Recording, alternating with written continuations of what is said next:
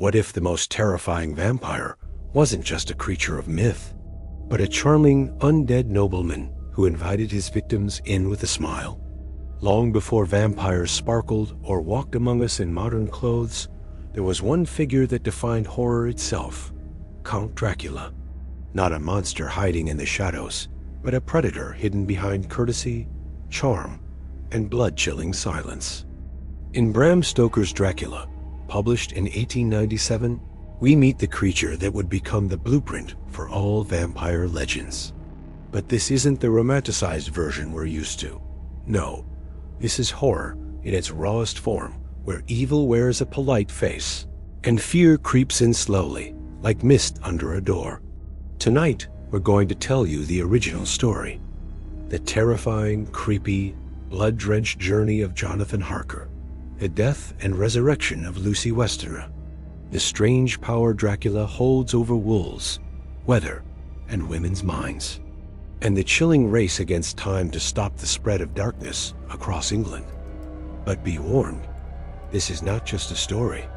It's a descent, a slow fall into paranoia, obsession, and the type of fear that makes you question whether something might be watching you right now. So turn off the lights, put your headphones on, and listen closely, because this isn't just a horror tale. It's a warning from the past. Dracula lives wherever fear does. Would you still enter the castle if the locals begged you not to? If every step closer felt like a step into the grave? It all started with a journey.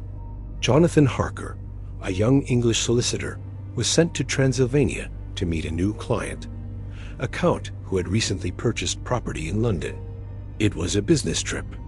Routine, formal, safe. But from the moment he arrived in Bistritz, nothing felt right. The locals stared, they whispered, and when they heard where he was going, Castle Dracula, they crossed themselves. Some even tried to give him charms. Crucifixes, garlic, strange talismans. They weren't being superstitious. They were trying to save his life. But Jonathan was a man of reason. He dismissed it all as old world nonsense and boarded the mysterious coach that would take him through the Borgo Passa desolate, snow-covered path that twisted like a serpent between the mountains. And then the coach stopped. Another one appeared, black, silent, and pulled by horses with eyes that reflected no light. The driver didn't speak. His face was hidden beneath his cloak, and yet Jonathan rode on. The castle loomed out of the mountains like a black wound against the sky. No lanterns, no sounds, no servants, and still the Count was expecting him. Count Dracula himself greeted Jonathan at the door, tall and pale, with a voice soft as silk, but eyes that never blinked. His handshake was cold death cold, and his breath, strangely absent. He spoke with perfect formality. A gentleman, a scholar, a nobleman, but every word was wrapped in something else, something older, hungrier. The castle was ancient and beautiful, but also strangely empty. No mirrors, no maids, no food for anyone but Jonathan. And soon, things began to unravel. The doors were locked at night. Strange howls echoed through the halls. And Dracula, though polite, was never seen during the day. Then came the moment Jonathan could no longer deny it. He cut himself while shaving. The Count lunged for his throat like an animal. Only the crucifix around Jonathan's neck stopped him. From that point on, the castle became a cage. Jonathan was not a guest. He was prey. He began to notice more. Shadows moving without light. The way Dracula crawled along the castle walls like a lizard. And worst of all, the women. One night, while wandering forbidden hallways, Jonathan found himself enchanted, drawn to a chamber where 3 women stood. They were beautiful, seductive, inhuman. They circled him, whispered, touched. One leaned in close, lips grazing his throat. And then Dracula burst in, furious. Not out of mercy, but jealousy. Jonathan belonged to him. The horror had only just begun. Harker realized then He wasn't just being held. He was being kept for later. He looked like a gentleman, spoke like a scholar, but his reflection never showed, because his soul had already rotted. At first glance, Count Dracula seemed almost civilized. A man of culture, fluent in English, polite, composed. But inside Castle Dracula, nothing was normal and nothing was safe. Jonathan Harker began to keep a journal, trying to make sense of it all. He noted the Count's strange habits: never eating, never seen during daylight, and always closing doors quietly behind him, as if trying not to wake something older than time itself. Most chilling of all, there were no mirrors anywhere in the castle. When Jonathan asked about it, Dracula simply smiled and said, "Mirrors are of no use to me." And one morning, that proved true. While Jonathan shaved, the Count appeared silently behind him. But in the mirror, nothing, not even a shadow. Startled, Jonathan cut himself. And that's when Dracula's mask slipped. His eyes flared. He lunged not with concern but hunger. Feral hunger. Only the crucifix around Jonathan's neck made him recoil, hissing like a cornered beast. That was the moment Jonathan understood. This was no man. This was a monster in human skin. He was being groomed, watched, waited on. Not with care, but calculation. He tried to escape. He searched for ways outdoors, windows, even scaling the walls. But the castle was alive with traps, secrets, and Dracula's will. And always lurking in the background were the three women, the brides. They were undead, two gliding through the halls like predators in silk. Their eyes shimmered with hunger, their voices soft and hypnotic. They laughed when Jonathan pleaded. They whispered dreams into his ears that felt like drowning. One night, they nearly fed on him teeth, just grazing his skin. And just as before, Dracula arrived, not to protect Jonathan, but to claim him. "You shall be mine," Dracula said. But not yet. The Count was preparing for something bigger. His obsession was no longer just Harker. It was England, a new hunting ground, a modern world unprepared for an ancient evil. Harker's situation became desperate. Days passed, weeks, time blurred. Fear consumed him. He watched as Dracula prepared boxes filled with dirt from his homeland. Not random soil, sacred earth, the very thing that kept him alive during the day. And then, Dracula was gone. The Count had left the castle heading west, but Jonathan was still trapped, weak, starving, broken. He knew the castle would soon claim him. If not Dracula, then the brides. So he made one final, desperate attempt. He climbed the walls. He risked the fall. And when the storm rolled in, and the howling of wolves grew louder, he vanished into the Carpathian Mountains, leaving behind the castle. But not the nightmare. Dracula was now free, and the monster was heading for a new World One, where no one knew his name. Yet, when the ship reached shore, there was no crew left alive. Only the captain, tied to the wheel, his face frozen in terror. Dracula had arrived, not with thunder, not with fire, but with silence. He boarded a Russian schooner called the Demeter, carrying boxes of earth, his unholy coffins. The voyage from Transylvania to England began under fair weather, but the crew didn't last. First, the animals went wild. The ship's dog leapt into the sea. Then, one by one, the sailors vanished, no blood, no screams. Just empty boots and terrified eyes. The logbook recorded everything. The fear, the confusion, the feeling that something was on board with them, hiding in the hold, waiting for night.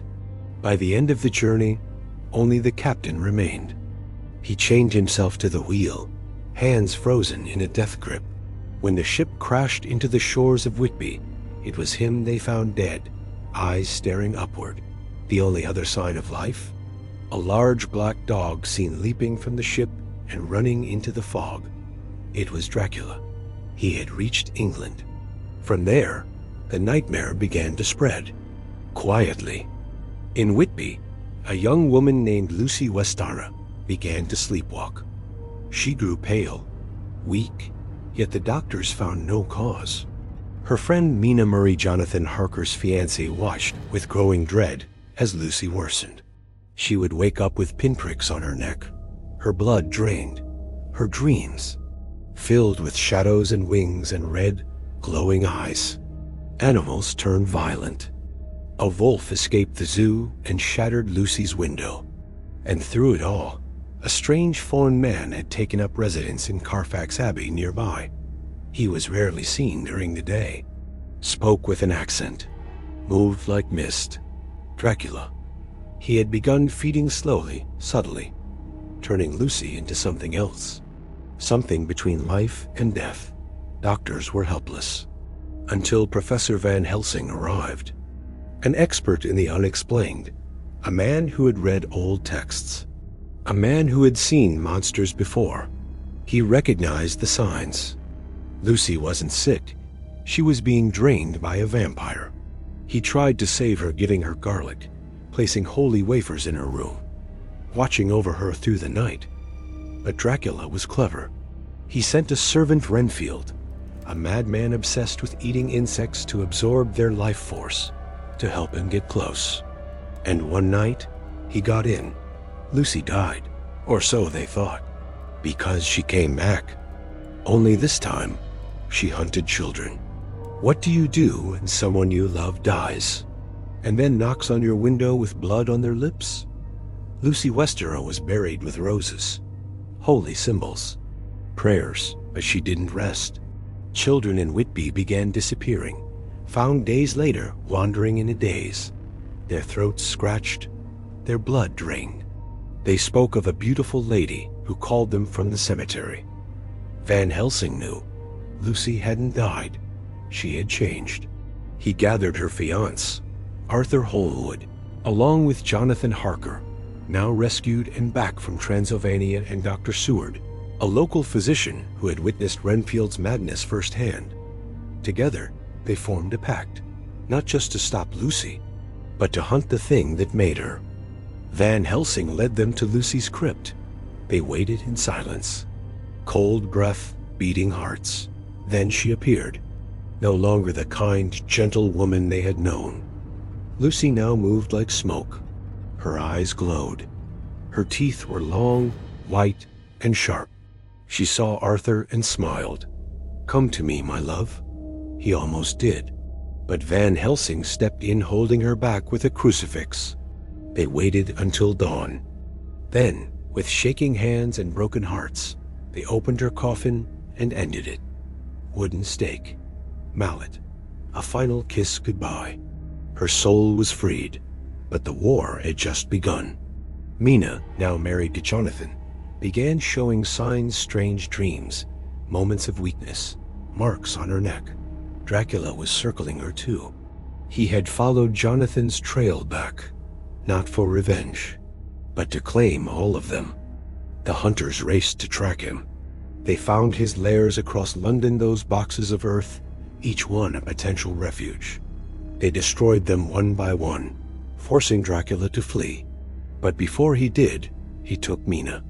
Not just her blood, her mind. He forced her to drink his blood, binding them, turning her into a doorway, a link between his thoughts and theirs. And so, the clock began ticking. Mina was turning, and the only way to save her was to destroy Dracula before the transformation was complete. The final hunt had begun. They thought they'd killed him. But evil this ancient never truly dies, it just sleeps. The hunt led the group back to where it all began, Transylvania.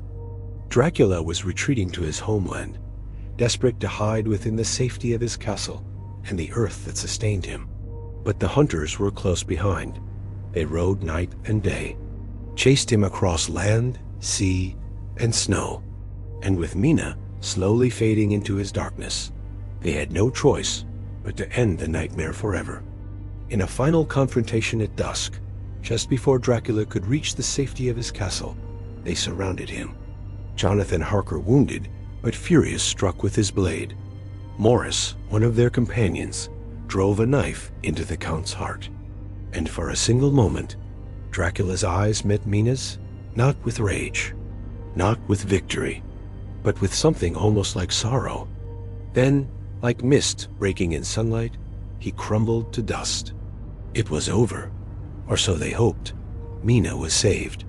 The spell was broken, and the evil that had crept from the mountains of Eastern Europe into the heart of England was gone. But Dracula's legacy never died. He had proven that monsters could wear manners. That evil didn't need to roar, it could whisper. It could seduce. It could pass through your door politely if you invite it in. And that is why, over a century later, he still haunts us. Because Dracula wasn't just a vampire. He was a warning.